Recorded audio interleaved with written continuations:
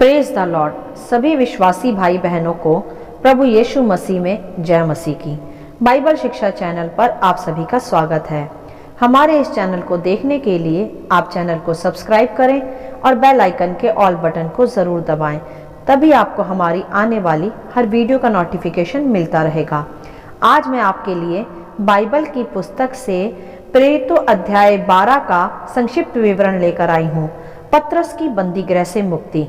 तो चलिए भाइयों बहनों, हम वीडियो को स्टार्ट करते हैं। बाइबल दर्शाती है यहाँ कि यह उस समय की बात है जब यरूशलेम में राजा हेरोदेस का राज्य था और उसी समय में प्रभु यीशु के प्रेरितों के कार्य कलीसियाओं के रूप में फैलते जा रहे थे। तब उसी समय में हेरोदेस राजा ने कलीसिया के कई व्यक्तियों को सताने के लिए उन पर हाथ डाले।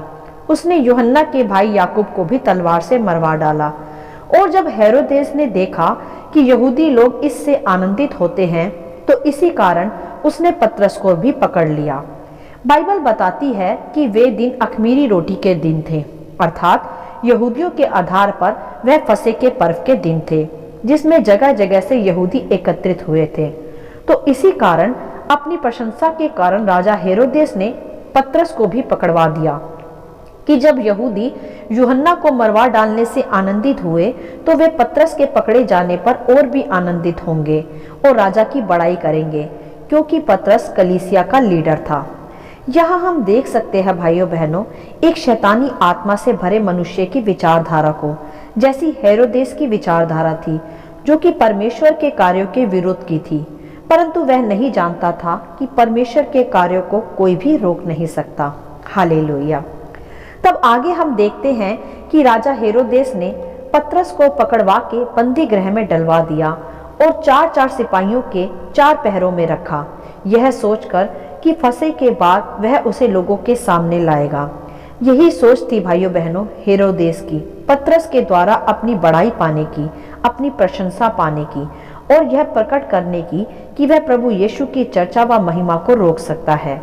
परंतु वहां आगे हम देखते हैं कि जब पतरस बंदी गृह में डाला गया, तब उसकी कलीसिया वहां पतरस के लिए निरंतर लो लगाकर परमेश्वर से प्रार्थनाएं कर रही थी। हालेलुया। मेरे प्रियो, यहाँ ध्यान दें कि किस प्रकार जब कलीसिया का लीडर अगुआ, उनका पासवान अर्थात पतरस को हेरोदेस ने पकड़ लिया, तब भी वहां कलीसिया रुकी नहीं, चिंता में नहीं बैठ गई और ना ही डर कर उन्होंने प्रार्थनाएं बंद की। वरन लिखा है वहां कि कलीसिया उस समय लो लगाकर प्रार्थनाएं करने लगी। मेरे प्रियो, ऐसा ही होना चाहिए हम विश्वासियों को भी।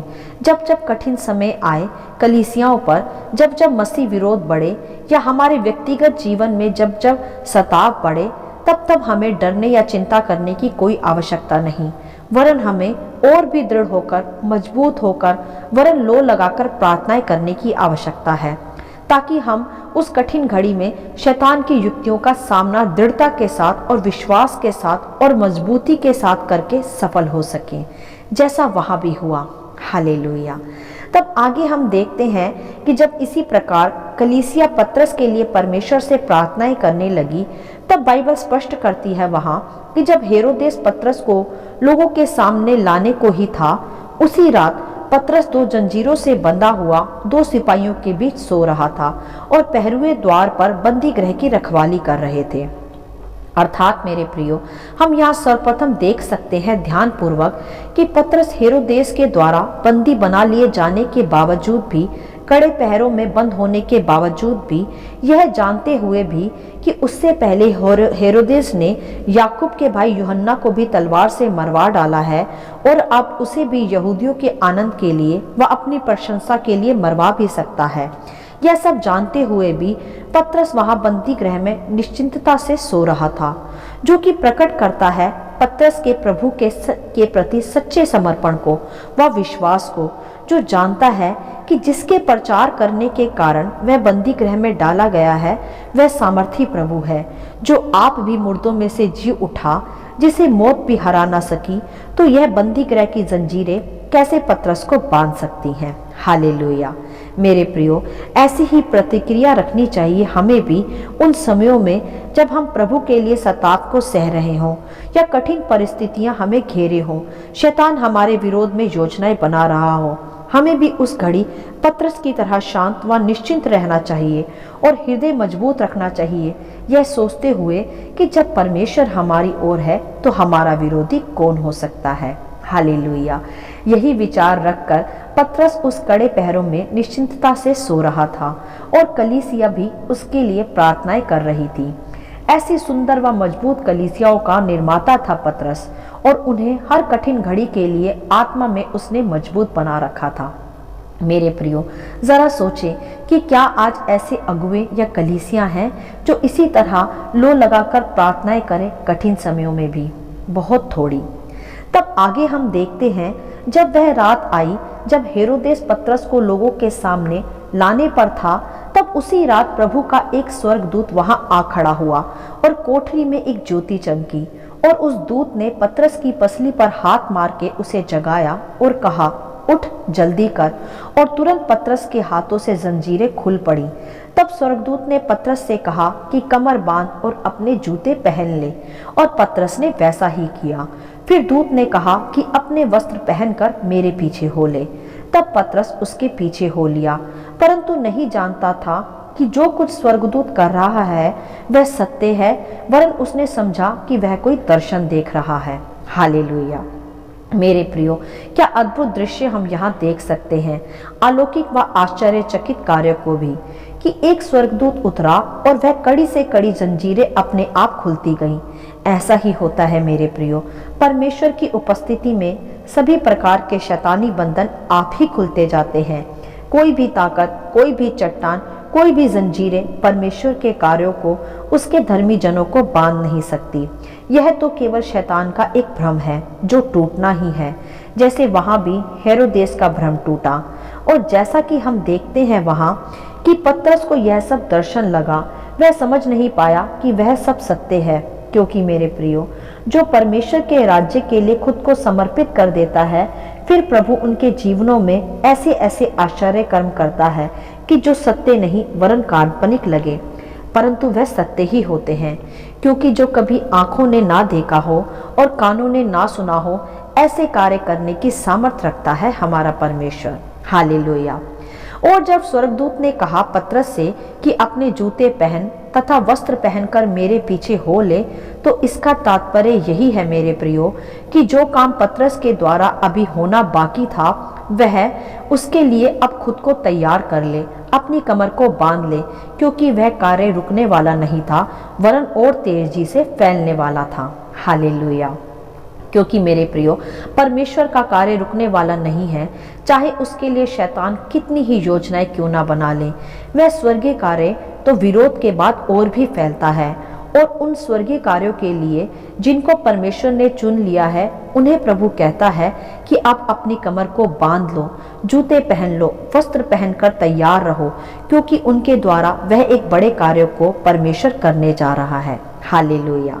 जैसा आगे पतरस के द्वारा भी हुआ, बड़े बड़े चिन्ह चमत्कार हुए और परमेश्वर का वचन उसी के द्वारा फैलता भी गया।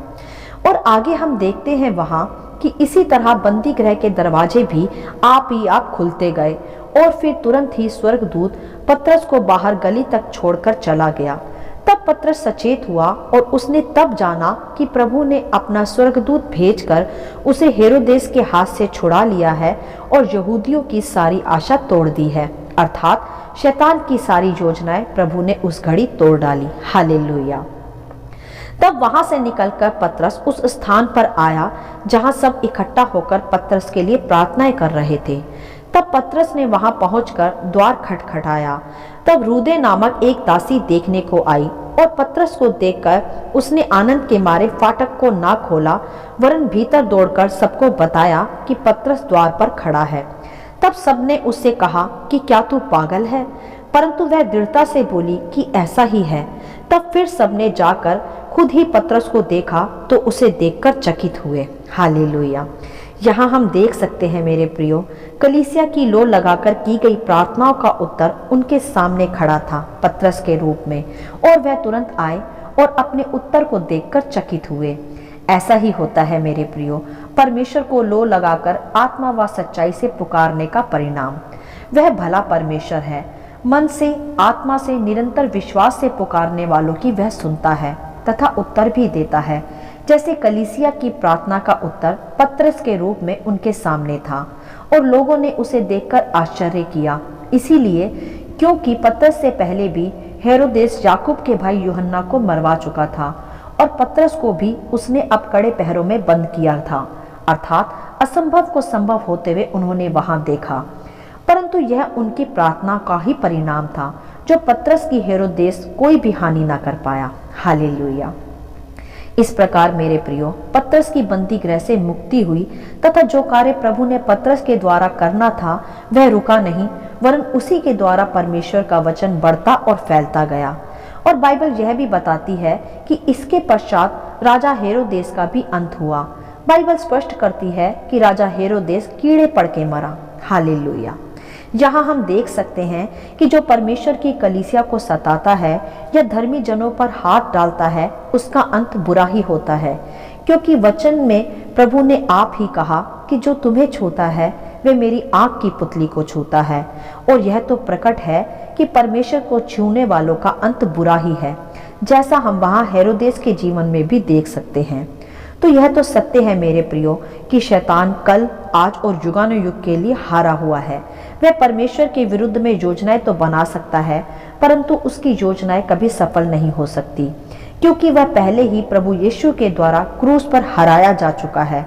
वरन उसके सताव से तो और भी परमेश्वर का कार्य बढ़ता और फैलता जाता है। हालेलुया। तो मेरे प्रियो, यहाँ इस अध्याय से हम कुछ विशेष बातों को सीख लेंगे। एक तो यह है कि जिस काम के लिए प्रभु ने आपको चुन लिया है उसमें समर्पित करें खुद को, फिर चाहे परिस्थितियां आपके विरोध ही में क्यों ना हो। कोई भी बाधाएं, कोई भी कठिनाइयां, कोई भी जंजीरें आपको बांध नहीं सकती, गिरा नहीं सकती। परमेश्वर का स्वर्गीय कार्य कभी रुक नहीं सकता। बस आपको पतरस की तरह दृढ़ता व विश्वास को थामकर निश्चिंत व शांत बने रहने की आवश्यकता है। परमेश्वर आप उसके कार्यों के लिए आपके मार्गों को खोलता जाएगा, जंजीरों को तोड़ता जाएगा। वह अपने दूतों को आपकी सुरक्षा व सहायता के लिए अवश्य ही भेजेगा। बस आप पतरस की तरह जूते पहनकर, कमर बांधकर, वस्त्र पहनकर उसके कार्यों के लिए सदा तैयार रहें। हालेलुया। और दूसरा यह है कि लो लगाकर की जाने वाली प्रार्थनाओं का परिणाम जो कलीसिया के द्वारा हम देख भी पा रहे हैं। तो मेरे प्रियो, चाहे परिस्थितियां कैसी भी हो, चाहे आपके चारों ओर घोर अंधकार ही क्यों ना हो, यदि आप उन परिस्थितियों में भी विश्वास के साथ लो लगाने वाले मनुष्य हैं तो निश्चय ही आप अद्भुत कार्यों को अपने जीवन में होता हुआ देखेंगे।